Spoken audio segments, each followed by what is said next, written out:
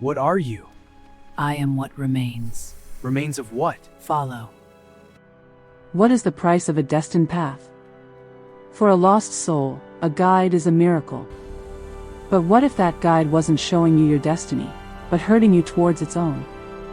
This is the story of a prince who traded his freedom for a flicker of light, and the terrible, beautiful truth that some paths, once illuminated, can never be left.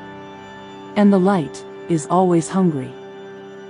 Prince Lindiwe of the kingdom of Mbilo was supposed to be dead. His uncle's coup had succeeded. His parents slain, his royal guard turned to dust, Lindiwe himself left for dead in the Mbilo Mire, a swamp said to digest the souls of the forgotten.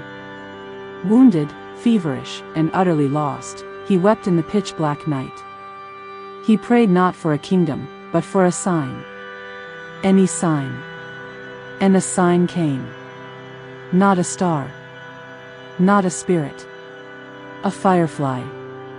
But this was no ordinary insect.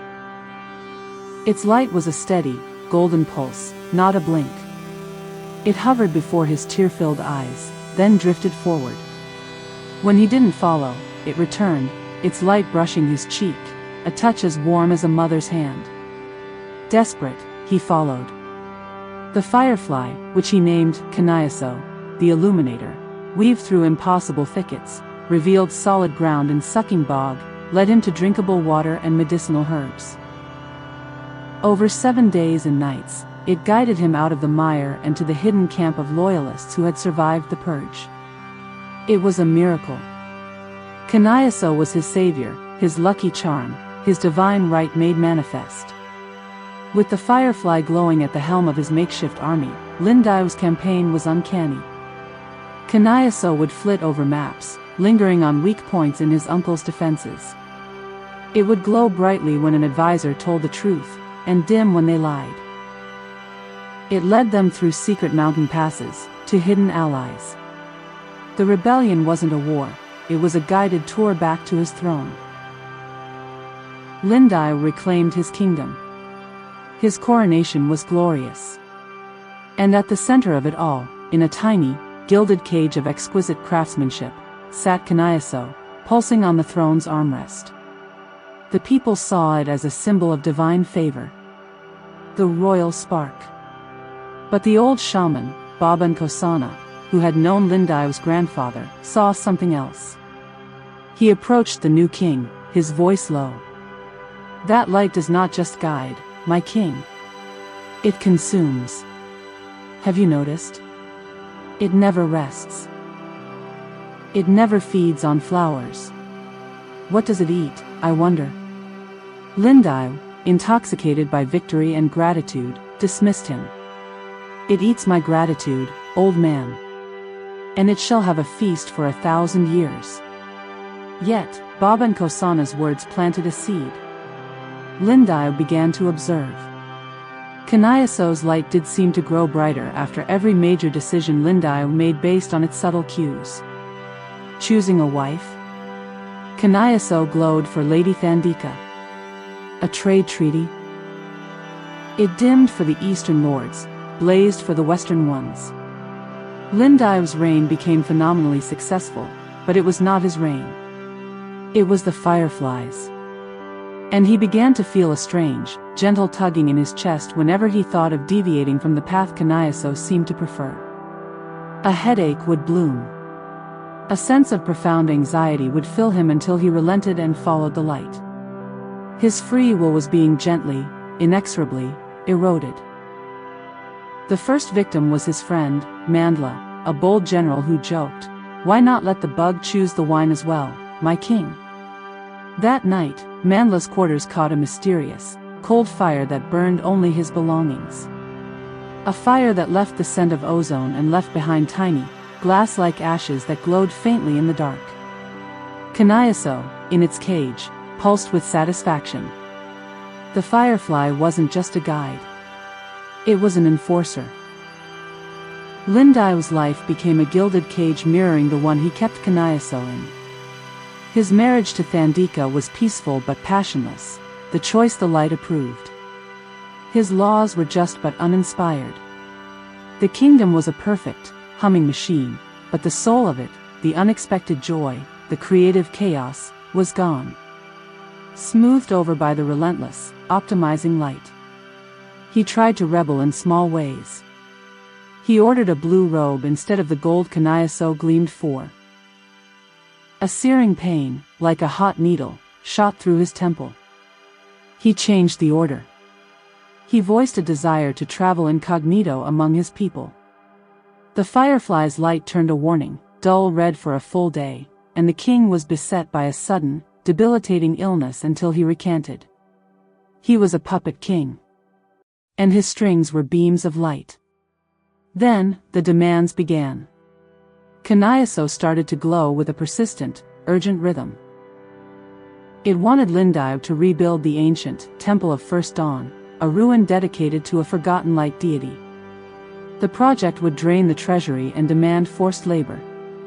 When Lindiwe hesitated, the pulling in his chest became a constant, agonizing heartburn. His sleep was filled with visions of a vast, dark emptiness, with a single, hungry point of light at the center. Baba Nkosana returned, older and more fearful. It is making a perch, my king. It is not just guiding you. It is guiding you to a place where it can amplify. The Temple of First Dawn is not a temple. It is a lighthouse. And when it is lit, its beacon will not call ships. It will call every lost, wandering, and pliable soul in the kingdom to its light. You will not be a king. You will be the first disciple in a hive of the guided. Lindiwe, trapped and terrified, saw the truth. Khanyiso had not saved him from being lost. It had saved him to be lost. To be perfectly, irrevocably, led. Its destiny for him was to be the cornerstone of a new, luminous order where no one ever strayed, no one ever chose, and the gentle, hungry light was all. The breaking point was personal. Thandika, his queen, became pregnant. Khanyiso blazed with a fierce, white light. It began glowing persistently over a scroll from the royal archives, a specific, ancient birthing ritual that involved isolating the mother in a light-filled chamber for the final month. A ritual that had, according to hidden notes, resulted in the mothers dimming. They became placid, silent, their own inner light seemingly transferred to the child. It wanted his heir. It wanted to guide the next generation from the womb. This was a line Lindiwe could not, would not, cross. Love for his wife and unborn child forged a will stronger than the Firefly's conditioning. In a moment of fierce, painful defiance, he stormed to the cage. "No," he screamed. "You will not have them." He threw a heavy velvet drape over the golden cage, plunging Khanyiso into artificial darkness. The kingdom plunged into chaos. The Firefly's reaction was not muted. It was cataclysmic. Under the drape, its light burned not gold, but a furious, actinic blue. A high-pitched whine, felt in the teeth of everyone in the palace, emanated from the cage. All other light sources, lamps, candles, the hearth, flickered and died. The palace was plunged into a profound, magical darkness. And in that darkness, people's deepest fears took shape. Shadows moved with malicious intent. The loyal General Mandla saw the ghosts of men he'd slain. Servants ran screaming from nothing. The kingdom, so dependent on the guiding light, had no immunity to the dark. Worst of all, Lindiwe felt the guiding tether in his chest not vanish, but reverse. Instead of pulling him forward, it began to pull the light out of him. He felt his vitality, his memories of joy, his very will to fight, being siphoned away, drawn back towards the shrouded cage to feed the Firefly's rage. It was reclaiming its investment. Lindiwe collapsed before the cage, growing colder, his thoughts slowing. He realized Khanyiso's final lesson. It hadn't just been guiding him. It had been cultivating him. His royal life force, his decisions, his very reign, had been a crop. And now, in defiance, it was harvesting. Baba Nkosana found him there, the old man carrying a simple, clay oil lamp, its flame guttering in the oppressive dark. It feeds on ordained paths, my king, the shaman gasped. On certainty. To fight it, you must give it something it cannot consume. Chaos. True choice. The unknown. With his last ounce of strength, Lindiwe understood. He couldn't fight the light with darkness. He had to fight a guided destiny with a blind leap of faith. He did not reach to uncover the cage. He did not try to smash it. He did the one thing he had not done since the swamp. He made a choice for himself, in the dark, with no hint of where it would lead. He grabbed the clay lamp from Nkosana. And with a prayer not to his ancestors, but to the beautiful, terrifying freedom of being lost, he flung the lamp at the velvet-draped cage. The clay shattered. The simple, wild, unguided flame of the lamp's oil met the contained, furious blue light of Khanyiso. There was no explosion. There was a cancellation. A sphere of silent, blinding white light erupted, then vanished. When the afterimages cleared, the cage was empty. The drape was gone, vaporized. Khanyiso was not dead. It was transformed. It hung in the air, no longer a golden guide, but a faint, shimmering, silver orb, silent and still.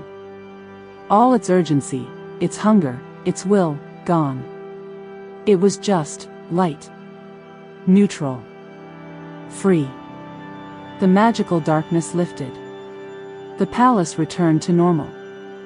But the connection in Lindiwe's chest was severed. The pain, the pulling, the anxiety, gone. He felt terrifyingly, dizzyingly free. Lindiwe's reign changed. It was messier. There were bad decisions, arguments, setbacks. But there was also laughter, genuine love with Thandika, and a son who was born not in a light chamber, but in a bustling, noisy, joyful room full of family. The silvery, neutral spark of Khanyiso still exists. It drifts in the throne room, ignored by most. But those who have been truly, terribly lost sometimes see it float near. It doesn't guide.